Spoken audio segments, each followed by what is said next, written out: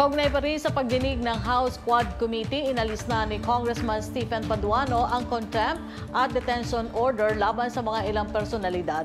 Kabilang na sina dating spokesperson Harry Roque at asawa nito. Makakasama natin sa kwentuhan si Kim Mangunay.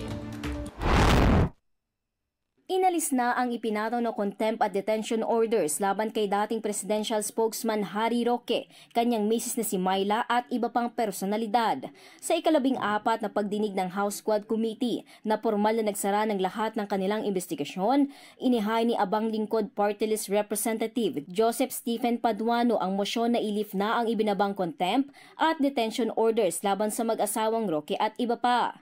May I respectfully move that this committee lift the contempt order for the mentioned police officers and civilian that was cited in contempt. Ang iba pang personalidad sa omnibus motion ni Paduano ay sina Police Colonel Hector Grijaldo, SPO4 Arthur Narsolis at dating Presidential Economic Advisor Michael Yang. There is a motion to lift the contempt order of the names as stated by Congressman Paduano, and it was duly seconded. Are there any objections? Hearing none, the motion is approved.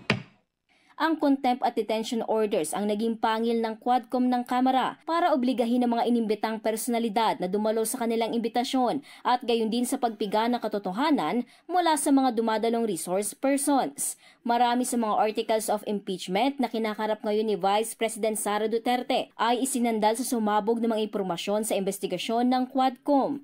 Ang mag-asawang Roque ay naimbita para magbigay linaw sa Porac Pampanga Pogo Probe, ngunit biglang no-show sa sumunod na hearing matapos si pangakong magsusumite ng pertinenteng mga dokumento na ibinida mismo ng dating presidential spokesman na maglilinis di umano sa pangalan nilang mag-asawa. Ako si Kim Mangunay para sa Kwentong Politiko.